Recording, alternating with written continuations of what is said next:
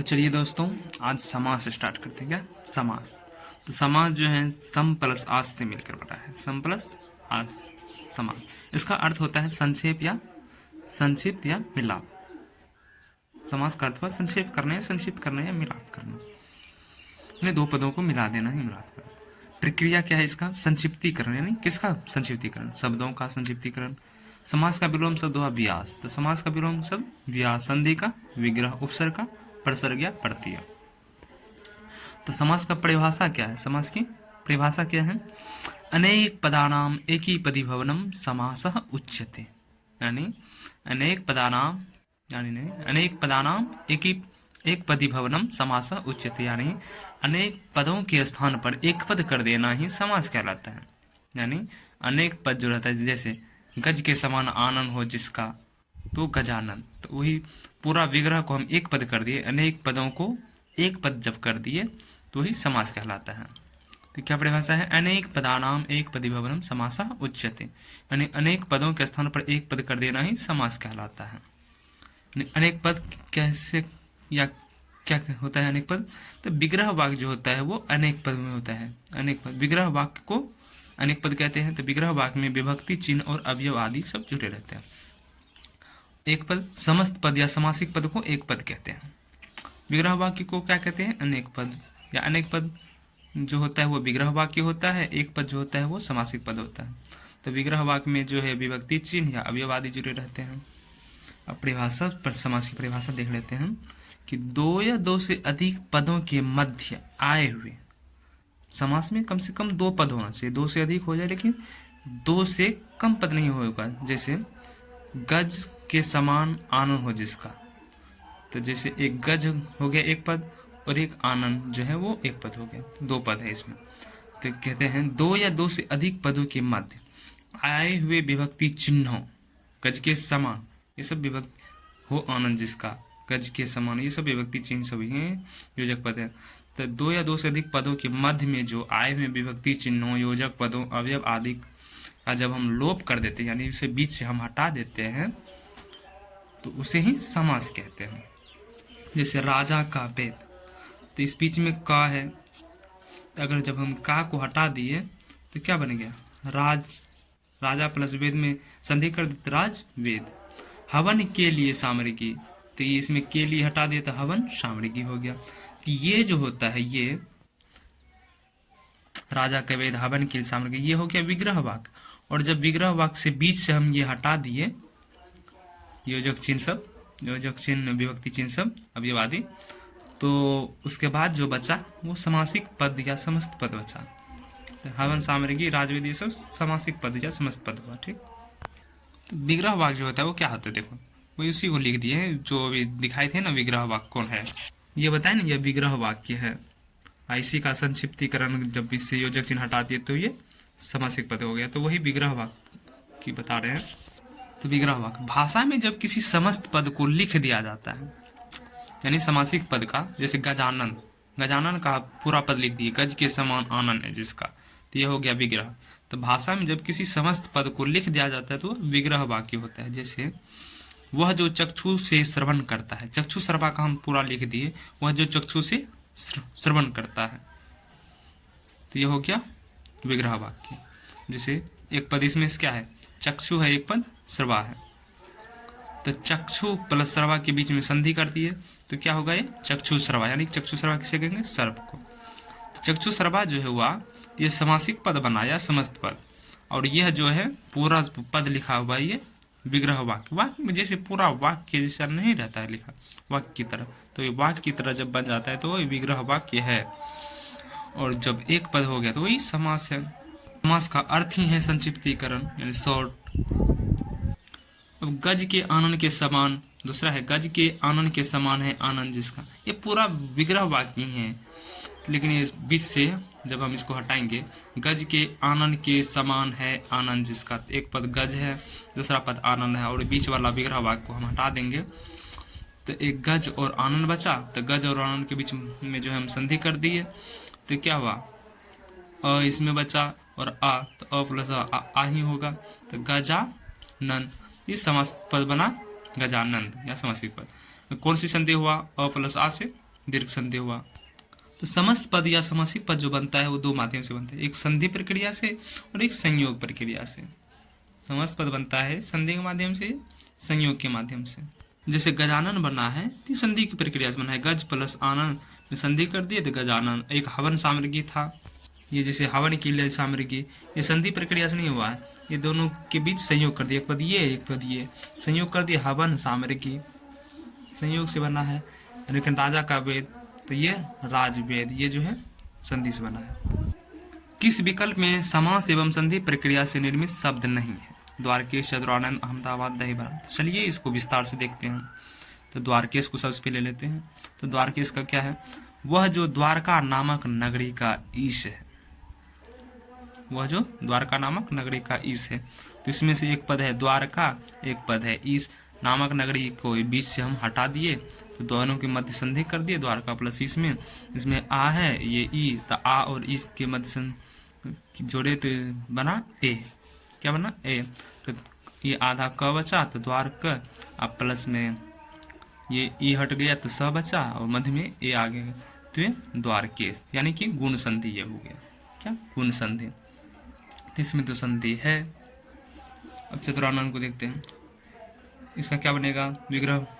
चतुरानन का आप विग्रह करेंगे तो क्या होगा? वह जिसके चार आनन है? जी नहीं, कभी भी हम समास में जो है उसके पर्यायवाची नहीं रखेंगे, तो क्या रखेंगे? जो शब्द है वही रखेंगे। वह जिसके चतुर आनन है, तो चतुर रखेंगे एक, और एक पद आनंद, ये दोनों को हटा दिए तो चतुर प्लस आनंद के मध्य संधि किए तो चतुरानंद बना, यानी ब्रह्मा। संधि तो है गुरु जी। अहमदाबाद, अहमद के द्वारा आबाद, तो के द्वारा जो है हम हटा दिए, अहमद और आबाद, आबाद भी होता है बसाना। तो अहमद जो राजा अहमद था, तो अहमद प्लस आबाद के मध्य संधि किए तो क्या बना? अ प्लस आ से आता नहीं, अहमदाबाद, यानी करण तत्पुरुष है ये। कैसे करण तत्पुरुष है? के द्वारा लगा हुआ है ना, तो करण तत्पुरुष है। अहमदाबाद कौन सा समास है? तो तत्पुरुष समास है। तत्पुरुष में कौन सा करण? इसको हम विस्तार से पढ़ेंगे आगे। तो कौन सी संधि हुआ इसमें? दीर्घ संधि, दीर्घ स्वर संधि। अब ये नोट देखते हैं। नोट क्या है? किसी भी समस्त पद का विग्रह करते समय हमें ध्यान रखना चाहिए कि जो अर्थ समस्त पद का होगा, यानी कि जो अर्थ समासिक पद का होगा वही अर्थ विग्रह वाक्य का भी होगा, यानी कि अलग हो जाएगा। जो अर्थ समासिक पद का होगा वही अर्थ विग्रह वाक्य का होगा, और जो अर्थ विग्रह वाक्य का है वही अर्थ समासिक पद का भी होना चाहिए, यानी कि अलग होना चाहिए। अब जैसे दही बड़ा, दही बड़ा किसको कहते हैं? दही में जो डबा हवा रहता है, बड़ा वही ना। तो अब इसको हम करेंगे अगर दही और बड़ा, तो नहीं, ये समस्त पद हुआ इधर, और ये विग्रह वाक्य। तो दही और बड़ा का विग्रह क्या होगा? दही और बड़ा नहीं। दही से बना हुआ है जो बड़ा, जी नहीं। दही में डूबा हुआ है जो बड़ा, वही होता है दही बड़ा। दही बड़ा, दही में डूबा हुआ है जो बड़ा, दही बड़ा। तो यानी नोट में अभी क्या दिखाएं? जो भी समस्त पद का विग्रह करते समय हमें ध्यान रखना चाहिए कि जो अर्थ समस्त पद का होगा वही अर्थ विग्रह वाक्य का भी होना चाहिए। अब जैसे चरण कमल, तो चरण कमल का देखते हैं। चरण जो कि चरण या कमल नहीं, चरण और कमल नहीं होगा। चरण के बीच कमल, चरण के समान है जो कमल, चरण के समान कमल होता है जी। चरण के समान कमल कि कमल के समान है जो चरण, चरण जो कि कमल के समान है। कमल सुंदर होता है ना, कमल से उपमा दी जाती है, यानी कि ये चरण ये विशेष्य हो गया, कमल विशेषण हो गया, चरण कमल विशेषण हो गया, यानी कमल जो है उपमान हो गया, चरण जो है उपमेय हो गया। तो उपमेय की उपमान से तुलना की जा रही है, यानी कमल के समान है जो चरण, या चरण जो कि कमल के समान है, ये होगा विग्रह इसका। कमल के समान है जो चरण, या चरण जो कि कमल के समान है। अब अगला देखते हैं गजानन। तो गज के समान है आनंद जिसका, वो गजानन है क्या? गणेश जी जो है पूरे गज के समान उसका आनंद है? नहीं ना, तो गज के आनंद के समान उसका आनंद है। तो गणेश जी का जो है गज के आनंद के समान है आनंद जिसका, वो है गजानन, वो बड़ी सांस है। कमलनाथ, कमलनाथ का विग्रह करते हैं। कमल के नयन के समान है जिसके अंदर, कमल में नयन होते हैं जी? नहीं ना, तो फिर ये विग्रह कैसे करोगे? विग्रह वाक्य कैसे हो गया? हमने क्या पढ़ा था? तो समस्त पद का जो है अर्थ जो है जो दे रहा है वही विग्रह वाक्य का भी होना चाहिए, वही अर्थ विग्रह वाक्य भी होना चाहिए। तो ये क्या है, कमल नयन, कमल के नयन के समान, कमल में नयन होता है जी नहीं ना, कमल के समान हैं जिसके नयन, या कमल के समान सुंदर हैं जिसके नयन, ये कमल कमल नयन हो गया। अब मृग नयन, तो मृग नयन, मृग के समान है नयन जिसके, पूरा मृग के समान नहीं ना, कि मृग के नयन के समान, मृग मीन्स हिरण, तो मृग के नयन के समान है नयन जिसका, वो हुआ मृग नयन। नोट, विग्रह वाक्य का जो अर्थ है वही अर्थ समस्त पद का होना चाहिए, अभी जो बताए थे जस्ट, विग्रह वाक्य का जो अर्थ होता है वही अर्थ समस्त पद या समासिक पद का भी होना चाहिए, या और समस्त पद का जो अर्थ है यानी समासिक पद या समास, समस्त पद का जो अर्थ है वही अर्थ विग्रह वाक्य का भी होना चाहिए। तीसरा है, समास विग्रह करते समय समस्त पद में आए पदों का पर्यायवाची शब्द का प्रयोग यथासंभव नहीं करना है। समास में विग्रह शब्द करते समय जो है हमें कभी भी पर्यायवाची शब्दों का प्रयोग नहीं करना है, ठीक है। उदाहरण के लिए देखते हैं, पीताम्बर शब्द है, तो इसका अगर हम करें तो पीत प्लस अंबर से बना है पीताम्बर। पीत का अर्थ होता है पीला और अंबर का अर्थ होता है वस्त्र या आकाश। तो क्या हम पीला वस्त्र लिख सकते हैं इसका पर्याय? जी नहीं, जो शब्द है पीत अंबर है तो वही रहेगा, इसका हम पर्याय नहीं उपयोग करेंगे। जैसे पीताम्बर कर लेते हैं हम, तो पीत है अंबर जिसके, पीत है अंबर जिसके, ये क्या हो गया, कर्मधारय हो गया। तो क्या हम इस जगह पीला है अंबर जिसके लिख सकते थे? जी नहीं। तो पीत है अंबर जिसके, अंबर क्या है, विशेष्य है, पीत क्या है, विशेषण है, ये कौन सा होगा, विशेष और विशेषण जिसमें आए वो कर्मधारय होता है। आगे बढ़ेंगे, कर्मधारय समास के उदाहरण है। अब पीत है अंबर जिसके, सॉरी ये हम गलत बता दिए, पीत है जो अंबर, यानी पीत है जो अंबर वो कर्मधारय का उदाहरण है। अब पीत है अंबर जिसके, ये किसी और की ओर इंगित कर रहा है, तीसरे पर्सन की ओर इंगित कर रहा है। तो पीत है अंबर जिसके, वह कौन, वह विष्णु। पीत है अंबर जिसके विष्णु, बहुव्रीहि समास के उदाहरण है। अब पीताम्बर शब्द में बोल दे कि कौन सा समास है, तत्पुरुष द्वंद्व कर्मधारय है, तो बहुव्रीहि। पीताम्बर में जो है कर्मधारय भी आ रहा है, बहुव्रीहि भी आ रहा है, लेकिन जब बहुव्रीहि समास आ जाए तो बहुव्रीहि होगा, क्योंकि बहुव्रीहि ये आगे बताते हैं समासों का राजा है। बहुव्रीहि क्या है, समासों का राजा है, और ये अर्थ प्रधान समास है। बहुव्रीहि जो है वो अर्थ प्रधान समास है। अगर वही पीताम्बर शब्द में कौन सा समास है कर देता लेकिन बहुव्रीहि नहीं देता तो कर्मधारय मारते हैं। चलिए आगे देखते हैं। नोट, यदि किसी समस्त पद में एक से अधिक समास हो तथा दूसरा समास बहुव्रीहि, तो हमें बहुव्रीहि को चुनना चाहिए। देखो अभी जो समझाएं वही बात है। किसी समस्त पद में एक से अधिक समास हो, तत्पुरुष भी हो, कर्मधारय भी हो, बहुव्रीहि भी हो समास हो, तथा दूसरा समास बहुव्रीहि हो, तो हमें बहुव्रीहि को चुनना चाहिए। अब देखो क्यों चुनेंगे हम बहुव्रीहि को, बहुव्रीहि समास जो है वो अर्थ प्रधान समास है। बहुव्रीहि क्या है, बहुव्रीहि समास अर्थ प्रधान समास है, जबकि अन्य समास जो है वो संरचना प्रधान समास है। बहुव्रीहि अर्थ प्रधान, अर्थ देता है, तो अर्थ इसको हम चुनना चाहिए, और अन्य समास जो है वो संरचना प्रधान समास। भाषा में अर्थ ही मुख्य संरचना, भाषा में जो है अर्थ ही मुख्य है, संरचना गौण होते हैं। भाषा में अर्थ ही मुख्य होते हैं, संरचना गौण होते हैं, इसलिए बहुव्रीहि को समासों का राजा कहा जाता है। समासों का राजा किसे कहा जाता है, पूछ सकता है एग्जाम पॉइंट में कि समासों का राजा किसे कहा जाता है, तो वो बहुव्रीहि को, किसे, बहुव्रीहि को। जैसे उदाहरण देखते हैं, नीलकंठ का देखते हैं। नीला है कंठ जो, नीला है कंठ जो, वो कौन सा होगा, कर्मधारय होगा, यानी कंठ क्या हो गया, विशेष्य हो गया, नीला क्या है, विशेषण है, ये कौन सा समास है, कर्मधारय। अब नीला हो कंठ जिसका, जिसका लगा दिया, किसी और तीसरे की ओर अंकित कर रहा है। नीला हो कंठ जिसका, वह कौन, वह शिव है, तो बहुव्रीहि समास हो गया। भगवान शिव ही जी वो जहर पिए थे समुद्र मंथन के दौरान, तो उसके कारण जो है शिव जी का कंठ नीला पड़ गया था, तो इसलिए उसे भगवान शिव को नीलकंठ भी कहा जाता है। तो नीलकंठ में कौन सा समास है, द्वंद्व कर्मधारय बहुव्रीहि द्विगु, तो तो बहुव्रीहि है, सीधा बहुव्रीहि मार दो, कर्मधारय को हटाओ। अब नीलकंठ में कौन सा समास है? द्वंद्व कर्मधारय द्विगु, इसमें बहुव्रीहि तो आया ही नहीं, तो सीधा कर्मधारय पर लगाएंगे। बहुव्रीहि रहता तो बहुव्रीहि मारते, लेकिन कर्मधारय है, बहुव्रीहि नहीं है तो कर्मधारय करेंगे। नीलकंठ में कौन सा समास है? वैसे अगर वो पूछ दे तो कोई तो सीधा बहुव्रीहि करेंगे, जो कि भगवान शिव का है ये, लेकिन बहुव्रीहि का है ही नहीं ऑप्शन में, तो कर्मधारय करेंगे। नीला है जो कंठ, नीला है जो कंठ, नीला हो कंठ जो, ठीक।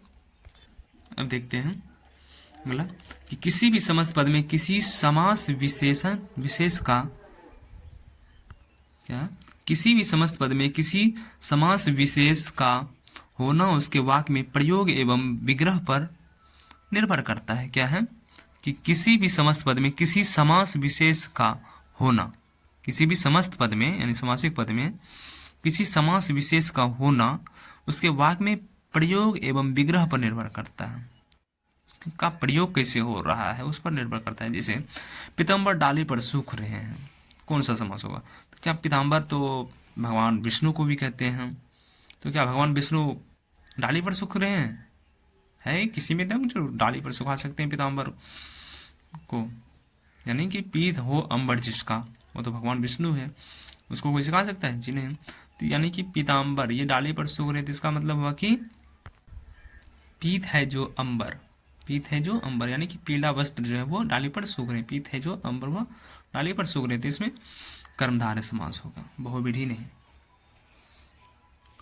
कहाँ चले राम नाम का पीताम्बर तन पर डाले, तो क्या भगवान विष्णु को किसी में है औकात कि वो अपने शरीर पर डाल ले, पीताम्बर को डाल ले? जी नहीं। तो पीताम्बर कौन सा पीताम्बर? तो पीत है जो अंबर, उसको तन पे डाले, वो कहीं जा रहे हैं हम, समास का चयन करते हुए बहुव्रीहि नहीं कर्मधारय होगा।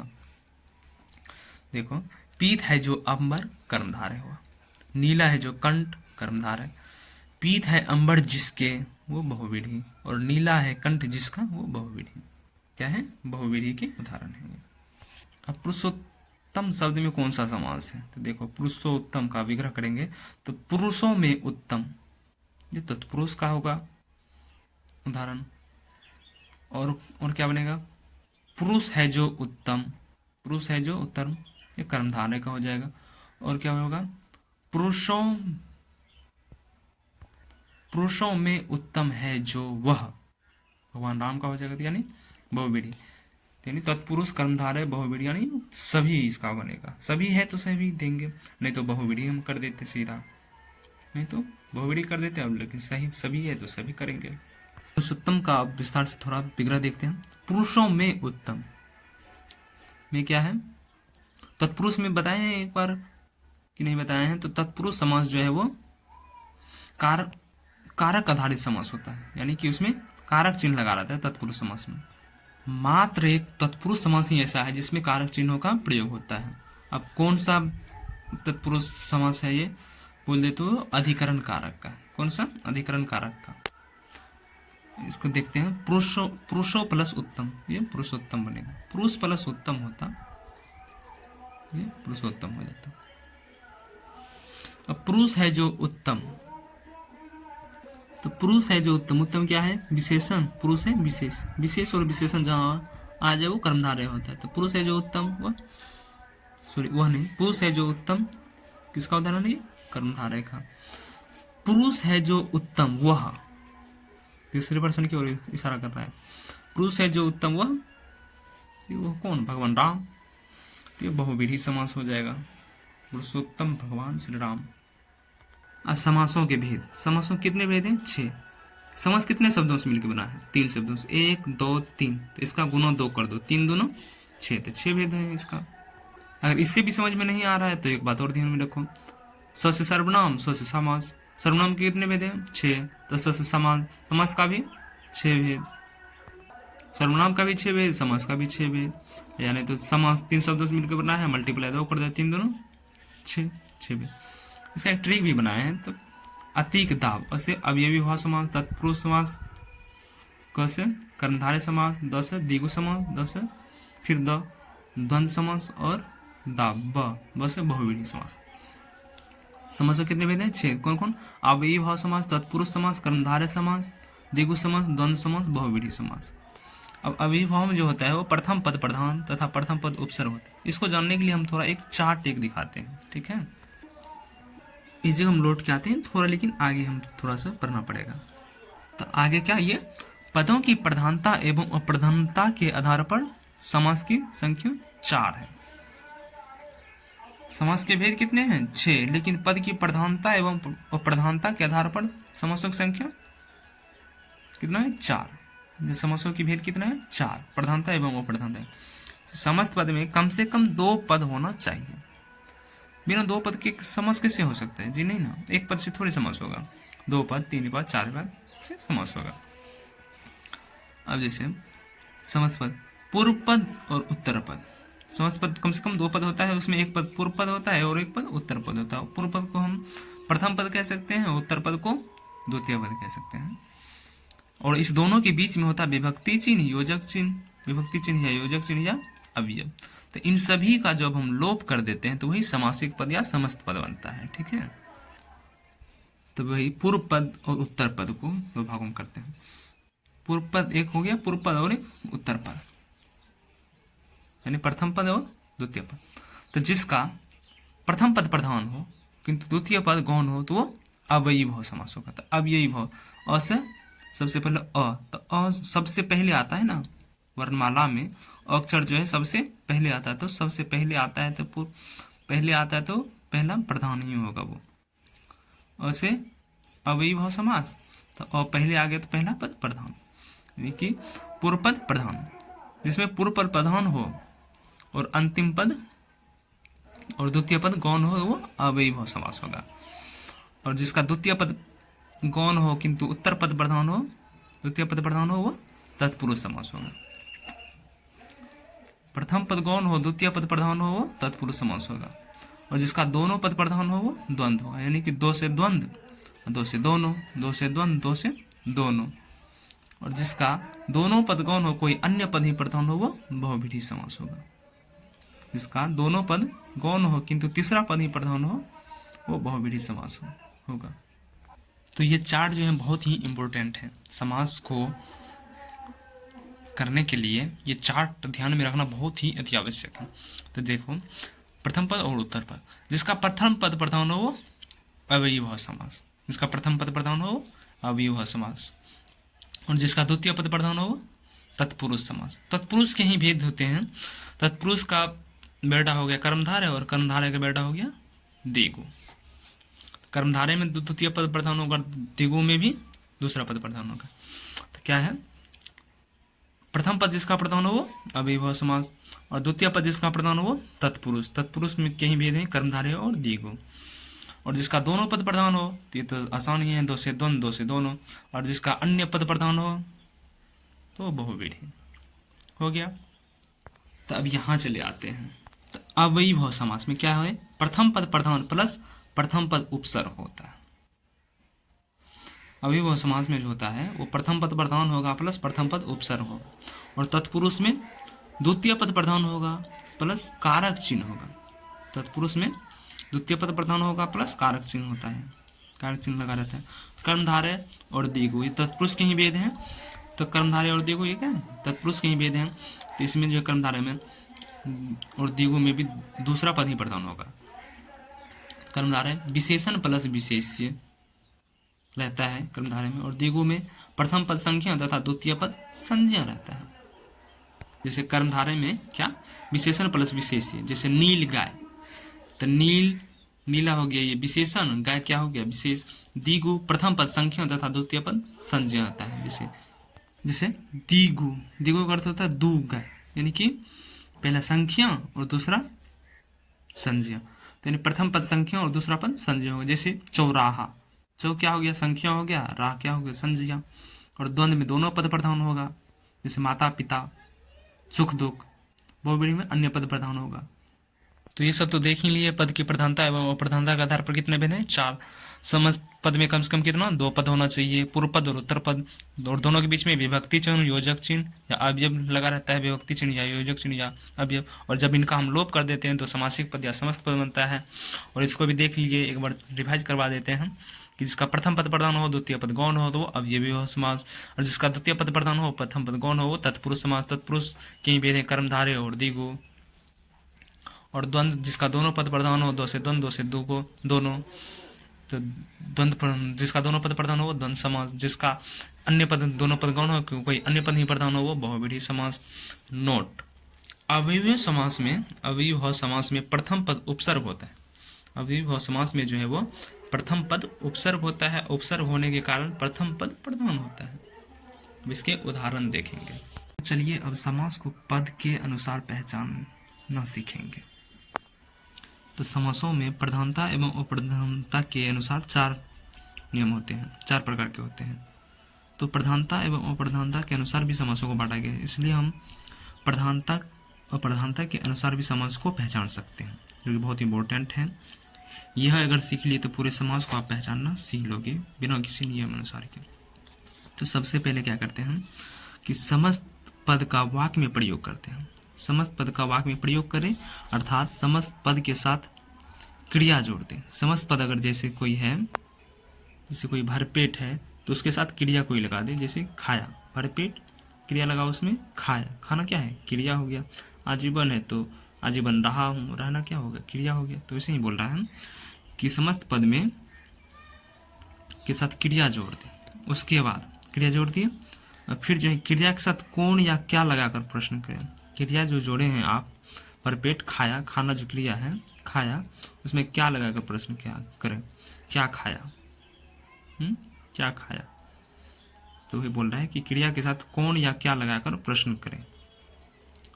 अगला है, उसके बाद बोल रहे हैं कि समस्त पद को 2 पदों में विभाजित करते हुए, एक प्रथम पद और एक उत्तर पद विभाजित करके क्रिया के साथ संयुक्त करके देखें। पहले दूसरे पद से वाक्य का भाव प्रकट हो रहा हो तो द्वितीय पद प्रधान हुआ, परंतु द्वितीय पद से कोई सार्थक वाक्य नहीं बन रहा हो तो प्रथम पद को साथ मिलाकर पढ़े। ऐसी स्थिति में ध्यान रखें कि द्वितीय पद प्रथम पद पर आधारित होगा अर्थ की दृष्टि से, तो प्रथम पद प्रधान होगा। यदि क्रिया के साथ दोनों पद जुड़ रहे हो तो दोनों पद प्रधान होंगे, परंतु क्रिया के साथ दोनों ही पदों का अनव्यय नहीं हो रहा हो तो दोनों ही अप्रधान होंगे। इसी आधार पर जिस समस्त पद में अर्थ की दृष्टि से या क्रिया के साथ अनव्यय की दृष्टि से प्रथम पद प्रधान हो तो उसे अव्ययी भाव, जिसमें दूसरे पद का अर्थ प्रमुख हो, उसे जिसमें दूसरे पद का अर्थ प्रमुख हो तो वो तत्पुरुष या तत्पुरुष का भेद, जो कि कर्मधारय और कर्मधारय का भेद द्विगु है, अतः कर्मधारय एवं द्विगु में भी अर्थ की दृष्टि से द्वितीय पद प्रधान हुआ करता है। और जिसमें दोनों ही पदों का अर्थ समान रूप से प्रधान हो अर्थात क्रिया के साथ दोनों ही पदों का अलग अलग रखा जाए तब भी वाक्य का पूर्ण अर्थ प्रकट हो, वह द्वंद्व समास होगा। जिसमें दोनों पद प्रधान नहीं हो अर्थात दोनों ही पदों का अलग अलग क्रिया के साथ जोड़कर वाक्य निर्माण किए जाए, किसी अन्य पद की प्रधानता लक्षित हो, वह बहुव्रीहि समास होगा। तो आगे समझते हैं इसे थोड़ा शॉर्ट में। तो देखो क्या बोला था पहले, समस्त पद का वाक्य में प्रयोग करने के लिए, यानी समस्त पद के साथ क्रिया जोड़ दी। तो समस्त पद के साथ क्या किया, क्रिया जोड़ दी। उसके बाद क्या बोला कि क्रिया के साथ कौन या क्या का प्रश्न, क्या या कौन का प्रश्न, क्रिया के साथ क्या या कौन का प्रश्न करें।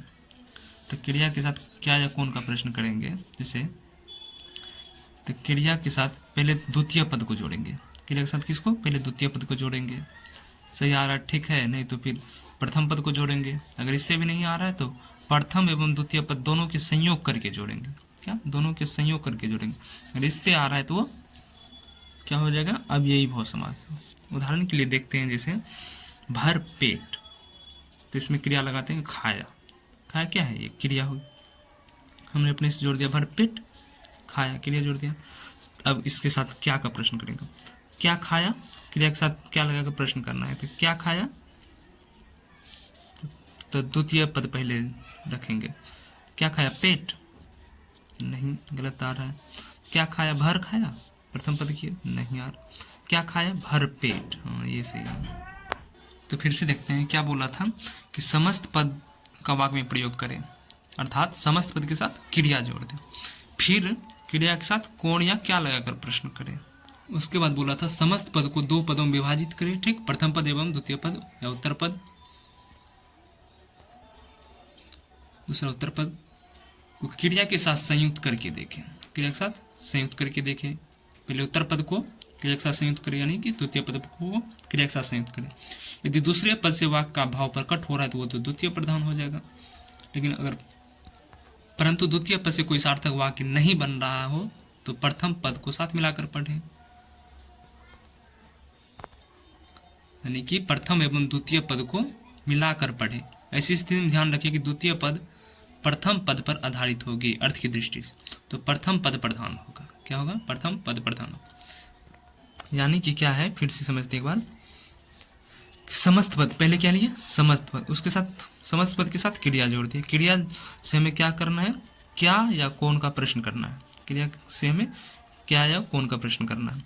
तो क्रिया के साथ पहले द्वितीय पद को जोड़ेंगे और देखेंगे कोई सार्थक वाक्य बन रहा है कि नहीं। अगर नहीं बन रहा है तो फिर प्रथम पद करेंगे, इससे देखेंगे सार्थक वाक्य बन रहा है कि नहीं बन रहा है। तो नहीं बन रहा है तो दोनों को संयोग करके एक साथ मिलाकर पढ़ेंगे, ठीक है, दोनों को संयोग, प्रथम एवं द्वितीय पद को संयोग करके बढ़ेंगे, देखेंगे सार्थक वाक्य अगर बन रहा है लेकिन प्रथम वाक्य प्रधान होगा, प्रथम पद प्रधान होगा, द्वितीय पद इस पर आश्रित होगा, तो अवयवी भाव समास होगा। जैसे उदाहरण था भर पेट, तो भर पेट, इसमें क्रिया लगा दिए खाया, तो एक पद हो गया भर, एक पद हो गया पेट, तो क्या लगेगा प्रश्न करना, क्रिया के साथ क्या खाया, तो द्वितीय पद क्या है, पेट, क्या खाया, पेट खाया, जी नहीं, तो क्या खाया, प्रथम पद भर, नहीं, क्या खाया, भर पेट खाया, भर पेट खाया, तो भर क्या है, ये प्रधान भी है, तो ये प्रथम पद प्रधान भी है, तो ये अवयवी भाव समास होगा।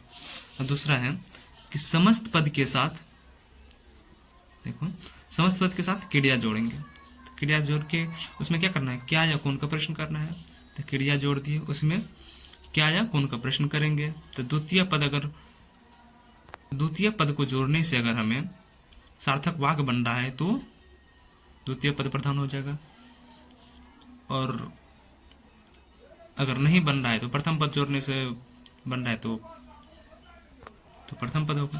द्वितीय पद जोड़ने से अगर प्रथम प्रधान बन रहा है तो द्वितीय पद प्रधान हो जाएगा। तो जैसे मातृभक्त, उसमें क्रिया जोड़ दो, क्या मातृभक्त आ रहा है, तो आ रहा है क्या है, ये क्रिया है, आ रहा है क्या है, ये क्रिया है। तब कौन या क्या का प्रश्न करना है, तो कौन आ रहा है, क्रिया के साथ क्या या कौन लगा प्रश्न कर सकता है, तो मानव आ रहा है ना, सजीव आ रहा है तो कौन लगाएंगे, तो कौन आ रहा है, भक्त आ रहा है, कौन आ रहा है, भक्त आ रहा है, सार्थक वाक्य तो बन गया। कौन आ रहा है, प्रथम पद रखेंगे, कौन आ रहा है, मातृ आ रहा है, तो ये सार्थक वाक्य तो नहीं बना, तो द्वितीय पद प्रधान हो गया। अब अगला देख लेते हैं कि समस्त पद के साथ क्रिया जोड़ते हैं, ठीक, और क्रिया से क्या या कौन का प्रश्न करेंगे, तो क्रिया जोड़ के द्वितीय पद और प्रथम पद, फिर द्वितीय पद को जोड़ेंगे, और द्वितीय पद से अगर सार्थक वाक्य बन रहा है, वाक्य जो है सार्थक बन रहा है तो द्वितीय पद प्रधान, और प्रथम पद को देखेंगे, प्रथम पद से भी वाक्य सार्थक बन रहा है तो यानी कि दोनों पद प्रधान हो गया, द्वितीय पद से भी बन रहा है और प्रथम पद से भी बन रहा है, दोनों पद प्रधान, तो दोनों पद होता है द्वंद्व का, तो नहीं है द्वंद्व समास का पहचान हो गया पद के। तो सुख दुख जैसे है, तो सुख दुख आते रहते हैं, तो क्या आते, क्रिया के साथ क्या का प्रश्न करेंगे, क्या आते रहते हैं, सुख आते हैं, सार्थक वाक्य बन रहा है, क्या आते रहते हैं, दुख, ये भी सार्थक वाक्य बनेगा। तो यानी कि दोनों पद प्रधान है इसका, जैसे कि इसमें बोला है अंगा में, जिसमें दोनों ही पदों का अर्थ समान रूप से प्रधान हो, अर्थात क्रिया के साथ दोनों ही पदों को अलग अलग भी रख दें तब भी वाक्य का पूर्ण अर्थ प्रकट हो, तो वहां द्वंद्व समास हो। और बहुव्रीहि के लिए देखते हैं, जिसमें दोनों पद प्रधान नहीं होता है, अर्थात दोनों को अलग अलग क्रिया के साथ जोड़कर वाक्य निर्माण किए जाने पर किसी अन्य पद की प्रधान लक्षित हो तो वह बहुव्रीहि समास हो। जैसे भर पेट, अभी तो बताए थे भर और पेट, खाना खाया, तो खाया है, इसमें खाना एक्स्ट्रा लगा दिए। तो क्या खाया, क्रिया के साथ क्या और कौन का प्रश्न करना था। क्या खाया, भर खाया। क्या खाया, पेट खाया। क्या खाया, भर खाया। तो नहीं, क्या खाया, भर पेट खाया। भर यहाँ से प्रधान है, तो प्रधान प्रथम पद प्रधान है। ये प्रथम पद है और ये द्वितीय पद है। आजीवन रहा, क्या रहा, जीवन रहा जी नहीं। क्या रहा, आ रहा नहीं। क्या रहा, आजीवन रहा, आजीवन रहा, ये प्रथम पद प्रधान है। अब ये भाव के उदाहरण है। कुपुत्र है, क्या है, द्वितीय पद को रखते हैं पहले। क्या है, पुत्र है, प्रथम पद। क्या है, कु है जी नहीं, तो द्वितीय पद प्रधान हो गया। कर्मधारय का उदाहरण है। कर्मधारय का कैसे उदाहरण है, कु है जो पुत्र, तो कर्मधारय। पहले पद पहचानना सीख लो। कु मीन्स बुरा। क्ला प्रवीण, क्ला प्रवीण, क्या है, प्रवीण। क्या है, कला, ये द्वितीय पद प्रधान है। अब हस्तलिखित, तो क्या है, लिखित है, हाँ द्वितीय पद रखने से सार्थक वाक्य बन रहा है। क्या है, हस्त नहीं। क्या है, लिखित है। क्या है, लिखित, हाँ द्वितीय पद प्रधान हो गया। अब तत्पुरुष कैसे बनाते हैं, हस्तलिखित, हस्त के द्वारा लिखित है जो तत्पुरुष। दशानन आ रहे हैं, क्रियापद है, आ रहे हैं। क्या आ रहे हैं, दशानन, कि तीसरा पद बन रहा है, तीसरा पद प्रधान है, बहुवचन। गजानन आ रहे हैं, गज प्लस आनन, गज प्लस आनन। ना तो गज आ रहे हैं ना आनन आ रहे हैं, तो कौन आ रहे हैं, गणेश आ रहे हैं, तीसरा पद प्रधान है। त्रिनेत्र, तीन प्लस नेत्र आ रहे हैं, तीसरा पद प्रधान है। तीन आ रहे हैं ना नेत्र आ रहे हैं, तो शिव जी आ रहे हैं, तीसरा पद प्रधान। माता पिता आ रहे हैं, क्या आ रहे हैं, कौन आ रहे हैं, माता आ रहे हैं, सार्थक वाक्य बन गया। कौन आ रहे हैं, पिता आ रहे हैं, सार्थक वाक्य बन गया। यानी दोनों पद प्रधान है, ठीक है, दोनों पद प्रधान यानी द्वंद्व समास हो गया। नोट, समास के समस्त पद में सामान्यतः दो पद होते हैं। समास के समस्त पद में सामान्यतः कितने पद होते हैं, दो पद होते हैं कम से कम। द्वंद्व समास में दो से अधिक पद हो सकते हैं। द्वंद्व समास में जो है दो से अधिक पद हो सकते हैं। जैसे देखो, माता पिता एक पद हो गया, दो पद। तन मन धन तीन पद हो गया। तन बुद्धि चित्त अहंकार चार पद हो गया। सुत वित्त नारी भुवन परिवार, ये सब द्वंद्व समास के उदाहरण है। सुत वित्त नारी भुवन परिवार, सब इसमें कितना हो गया, पांच पद। जन मन मंजू मुकुर मल हरणी, कितना पद हो गया, छह पद। नोट देखो, समास में केवल तत्पुरुष समास ही है जिसमें विभक्ति चिन्ह यानी कारक चिन्ह का प्रयोग होता है। पूरे समास में केवल तत्पुरुष समास ही है जिसमें कारक चिन्ह लगा होता है। सभी संधियों और सभी समासों से निर्मित शब्द यौगिक शब्द होते हैं। सभी संधियों और सभी समासों से निर्मित शब्द यौगिक शब्द होते हैं। अब समास के भेद देखते हैं। तो समास के भेद के लिए ट्रिक है क्या, अतिक दाब। ट्रिक क्या है, अतिक दाब। अव्ययी भाव समास, त से तत्पुरुष समास, क से कर्मधारय समास, द से द्विगु समास, और फिर द से ही कर दो द्वंद्व समास और बहुव्रीहि समास। तो अव्ययी भाव समास, तत्पुरुष समास, कर्मधारय समास, द्विगु समास, द्वंद्व समास, बहुव्रीहि। तत्पुरुष कर्मधारय द्विगु ये सब तीनों एक ही कैटेगरी में है, चिन्हित है। अव्ययी भाव समास का क्या होता है, प्रथम पद प्रधान। चलो चार्ट एक बार देख लेते हैं। तो जिनका प्रथम पद प्रधान हो, उत्तर पद कौन हो, वो अव्ययी भाव समास। अ से प्रथम में है अ, वर्णमाला में, तो अ प्रथम पद प्रधान है। तो पूर्व पद प्रधान होगा जिसका, वो अव्ययी भाव समास, उत्तर पद कौन होगा। और जिसका उत्तर पद गौण हो, उत्तर पद प्रधान होगा यानी द्वितीय पद प्रधान होगा, वो तत्पुरुष समास। जिसका प्रथम पद प्रधान होगा वो अव्ययी भाव समास, अव्ययी भाव समास। जिसका प्रथम पद प्रधान होगा या उपसर्ग और उपसर्ग होगा वो अव्ययी भाव समास। जिसका द्वितीय पद प्रधान होगा, उत्तर पूर्व पद गौण होगा, द्वितीय पद प्रधान होगा, वो तत्पुरुष समास। जिसका दोनों पद प्रधान होगा द्वंद्व समास, यानी कि दो से द्वंद्व, दो से दोनों पद प्रधान। और जिसका दोनों पद गौण होगा, कोई तीसरा पद ही प्रधान होगा, वो बहुव्रीहि समास। तो तत्पुरुष समास का क्या होगा, द्वितीय पद प्रधान होगा और कर्मधारय द्विगु सब इसी के भेद हैं। क्या समझ आया, अव्ययी भाव समास का प्रथम पद प्रधान होगा, तत्पुरुष कर्मधारय द्विगु का द्वितीय पद प्रधान होगा, द्वंद्व का दोनों पद प्रधान होगा, बहुव्रीहि का अन्य पद प्रधान होगा। अब यहाँ देख लेते हैं अभिभव समास का प्रथम पद प्रधान होगा तो उत्तर पद गौण होगा, प्रथम पद उपसर्ग होगा, ठीक। अब तत्पुरुष समास, तत्पुरुष समास जो है उत्तर पद प्रधान होगा, यानी कि द्वितीय पद प्रधान होगा प्लस कारक चिन्ह होगा। इसमें जो है कारक चिन्ह होगा, द्वितीय पद प्रधान होगा तत्पुरुष में प्लस कारक चिन्ह होगा। और कर्मधारय में द्वितीय पद प्रधान होगा, कर्मधारय में भी द्वितीय पद प्रधान होगा, विशेषण प्लस विशेष जो होगा, जिससे नील गगन, नीला, नील हो गया विशेषण और गगन हो गया विशेष। और द्विगु समास, पहला पद संख्या होगा तथा दूसरा पद संज्ञा होगा, ठीक। पहला पद संख्या, दूसरा पद संज्ञा, जैसे चौराहा, चार राह, राह हो गया संज्ञा, चौ हो गया संख्या। द्वंद्व समास में दोनों पद प्रधान होगा, माता पिता। बहुव्रीहि में दोनों पद गौण होगा, अन्य पद प्रधान होगा। अब यही भाव समास को देखते हैं। तो अब यही भाव, व्यय प्लस भाव, व्यय का अर्थ होता है खर्च होना और अ का अर्थ है नहीं खर्च होना। तो जहां तो व्यय प्लस भाव, व्ययी भाव, अभी भाव, ऐसा शब्द जो व्यय होने का भाव नहीं थे, ऐसा शब्द जो व्यय होने का भाव नहीं थे उसे अव्ययी भाव समास कहते हैं। तो ऐसा समस्त पद जो अवयव का भाव दे तथा उस समस्त पद का वाक्य में प्रयोग होने पर क्रिया विशेषण का कार्य करे। ऐसा समस्त पद जो अवयव का भाव तो दे तथा उस समस्त पद का वाक्य में जब प्रयोग करते हैं तो वह क्रिया विशेषण, पढ़े हो ना, क्रिया विशेषण नहीं पढ़े हो तो अगली वीडियो में पढ़ लेना। क्रिया विशेषण का कार्य करे उसे ही अव्यय भाव कहते हैं। विशेषण की जो, यानी क्रिया की जो विशेषता बताएं वही क्रिया विशेषण है। क्रिया विशेषण क्या है? क्रिया की जो विशेषता बताएं वही क्रिया विशेषण है।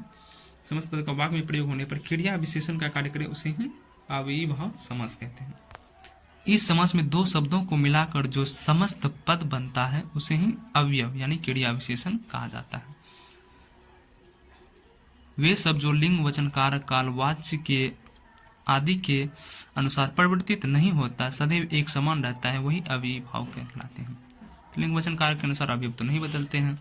पहचान, जहां प्रथम पद प्रधान हो, अव्ययी भाव का पहचान क्या है? जहां प्रथम पद प्रधान हो वहां अव्ययी भाव समास होता है। जैसे यथा तथा, याद कर लो, जहां पे होगा वो अव्ययी भाव के उदाहरण होंगे। यथा तथा, यावत भर बेला ना हर, यानी यथा तथा, यथा तथा एकदम रखो, यथा तथा, यावत भर बेला ना, यावत भर बेला ना, हर दर्ब, हर दर्ब, यानी यथा तथा, यावत भर बेला ना, हर दर्ब। और संस्कृत भाषा के उपसर्ग क्या है?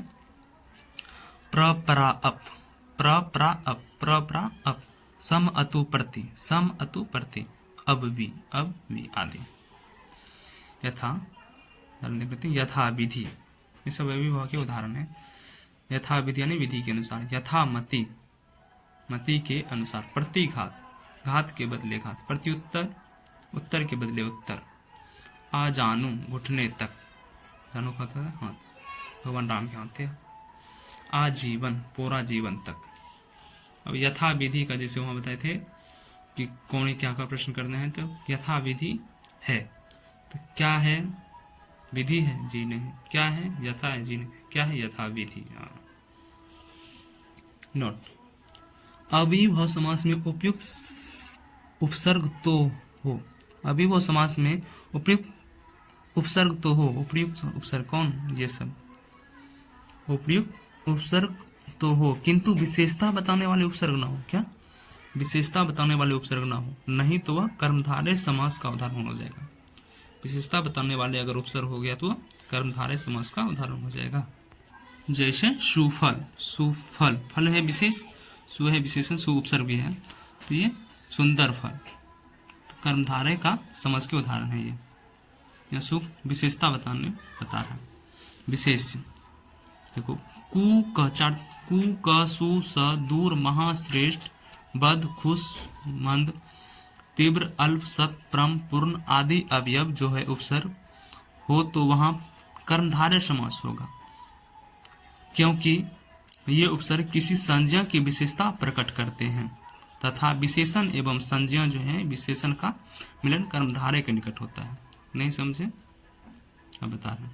जहां पर ये सारा उपसर्ग आ जाएगा वो जो है वो कर्मधारय के उदाहरण होंगे।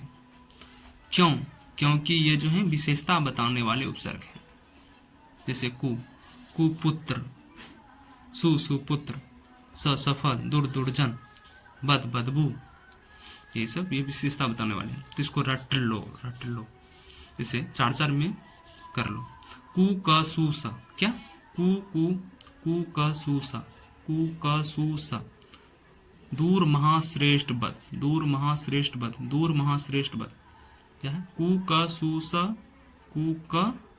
स, दूर महाश्रेष्ठ बद, खुश मंद तीव्र अल्प, सत्प्रम पूर्ण आदि। तो क्या है? उपसर्ग विशेषण विशेषता बताने वाले उपसर्ग कौन कौन है? कु क सु स, दूर महाश्रेष्ठ बद, खुश मंद तीव्र अल्प, सत्प्रम पूर्ण आदि। अब ये उपसर्ग हो तो वहां कर्मधारय समास होगा। क्यों? क्योंकि ये उपसर्ग किसी संज्ञा की विशेषता प्रकट करते हैं तथा विशेषण एवं संज्ञा जो है का मिलन कर्मधारय के निकट है। तो कर्मधारय समास के उदाहरण अब देख लेते हैं। कु से क्या बनेगा? कुपुत्र, उपसर्ग है कुपुत्र, कुसंग, सुपुत्र, सफल, दुर्जन, तीव्र गति, तीव्र है जो गति। कुपुत्र वाला जो है कुपुत्र, कुमिस होता है बुरा, तो बुरा है जो पुत्र। तीव्र गति, तीव्र है जो गति। महापुरुष, महान है जो पुरुष। बदबू, बदमिस होता है बुरा है जो बू, बद है जो बू। खुशबू, खुश है जो बू, खुशबू। मंद बुद्धि, मंद है जो बुद्धि। अल्पाहार, अल्प है जो आहार। अब अव्ययी भाव समास के उदाहरण को देखते हैं। तो यथाविधि का विधि के अनुसार उपसर्ग है ना यथा। तो यथा कर्म के अनुसार, यथामति मति के अनुसार, यथाशक्ति शक्ति के अनुसार, यथाशीघ्र जितना शीघ्र हो, तथा गति यानी वैसी गति, तथा प्रजा वैसा ही प्रजा, प्रत्यक्ष अक्षी के समक्ष, अक्षी यानी आंख के समक्ष प्रत्यक्ष, प्रतिफल हर पल, प्रतिक्षण हर क्षण, प्रत्येक हर एक, प्रतिध्वनि ध्वनि की ध्वनि, प्रत्यंग प्रत्येक अंग, प्रतिदिन हर दिन। तो ये जो है ये है क्या? समासिक पद और ये समासिक विग्रह है। ठीक। प्रत्युपकार, उपकार के बदले किया गया उपकार। तो इनमें जो है अब यही भाव समास में हमें पर्याय भी रखना होता है क्योंकि अर्थ को प्रकट करना होता है। इसलिए प्रत्युपकार, उपकार के बदले उपकार, प्रतिघात, घात के बदले घात, प्रतिहिंसा, हिंसा के बदले की गई हिंसा, प्रतिबिंब, बिंब का बिंब, प्रतिलिपि, लिपि के समकक्ष जो लिपि है, प्रत्युत्तर, उत्तर के बदले उत्तर, प्रतिक्रिया, क्रिया से प्रेरित क्रिया, आजानु, जानु मिस होता है हाथ, तो घुटने तक, आज इसमें आ जाए वहां तक हो जाएगा, तो घुटने तक, जानु मिस हाथ, घुटने तक। जैसे श्री राम जी के हाथ घुटने तक आते थे तो उसे आजानु भी कहा जाता है। आजीवन, जीवन पर्यंत, पर्यंत या तक, जीवन तक या जीवन पर्यंत। अनुक्रम क्रम के अनुसार, अनुरूप रूप के अनुसार, अनुकीर्ति कीर्ति के अनुसार। तो आजानु बता ही दिए, घुटने तक या घुटने पर्यंत, घुटने तक या घुटने पर्यंत। अपाद मस्तक यानी पाद से लेकर मस्तक तक, आज जहां पे आ जाएगा वहां लास्ट तक लगा दो, नहीं पाद से लेकर मस्तक तक या पाद से लेकर मस्तक पर्यंत। आजन्म, जन्म से। आकंठ, कंठ तक। आमरण, मरण तक लगा दो, आज जहां पे दिख जाए वहां तक लगा। आरक्षण, भली भांति रक्षण किया हुआ है जो, आरक्षण कौन है? भली भांति रक्षण किया हुआ। आपूर्ण, पूरी तरह से भरा हुआ।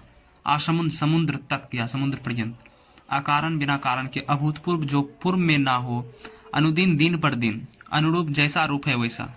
अनुगमन गमन के पीछे गमन। अनुदान दान की तरह दान। अनुसंधान संधान यानी खोज के उपरांत खोज। अनुमान पीछे या प्रत्यक्ष के अनंतर होने वाले ज्ञान। निधरक बिना धरक के। निडर बिना डर के। निगोरा बिना गोड़ के, इंपोर्टेंट है, निगोरा यानी बिना गोड़ के। नियंत्रण ठीक तरह से यंत्रण। निमंत्रण भली प्रकार से मंत्रण। निमंत्रण भली प्रकार से जो मंत्रण होता है वही उसे ही निमंत्रण कहते हैं। निकम्मा काम ना करने वाला। सब प्रमाण यानी प्रमाण सहित। जहां पे स आ जाए वहां पे सहित लगा दो। क्या सब प्रमाण यानी प्रमाण सहित। सब परिवार यानी परिवार सहित। जहाँ पे स आ जाए वहां सहित लगा दो। सार्थक अर्थ सहित। सपरिणाम परिणाम सहित। सबांधव यानी बंधुओं सहित। सकुशल कुशलता के साथ। सशक्त शक्ति सहित यानी आजकल नहीं किया जा रहा है कि नारी को सशक्त बनाया जा रहा है, यानी कि नारी को शक्ति सहित उसे बनाया जा रहा है, शक्तियों भी दिए जा रही है। विशेष यदि किसी समस्त पद में साथ अर्थ देने वाला उपसर्ग प्रयुक्त हो तो वहां बहुव्रीहि समास मानना चाहिए। साथ अर्थ देने वाला उपसर्ग प्रयुक्त हो तो वहां बहुव्रीहि समास मानना चाहिए। यदि विकल्प में बहुव्रीहि समास न हो तो अव्ययीभाव समास ही होगा। जैसे अतिवृष्टि, वृष्टि की अति यानी अधिकता। अत्याधुनिक आधुनिक से भी अधिक। अत्यंत अंत से भी अधिक। निर्धन धन से रहित। निर्दोष दोष से रहित। निरोग रोग से रहित। इधर देखते हैं कुछ। बाइज्जत यानी इज्जत सहित। बखूबी खूबी सहित। बाकायदा कायदे सहित। बेईमान जो होता है वो क्या होता है, बिना ईमान के। बेहया सब है ना, एक बेहया, तो बेहया क्या है, बिना हया के यानी बिना शर्म के जो है वही बेहया है। बेरहम बिना रहम के यानी बिना दया के। बेगम बिना गम के, जिसे कोई गम ना हो वही बेगम होता है। बेगम कौन होता है, जिसे कोई गम ना हो वही बेगम। दर हकीकत यानी हकीकत में, दो इंपॉर्टेंट शब्द हैं। दर हकीकत यानी हकीकत में होता है। दरअसल असल में होता है। दरअसल मीन्स असल में।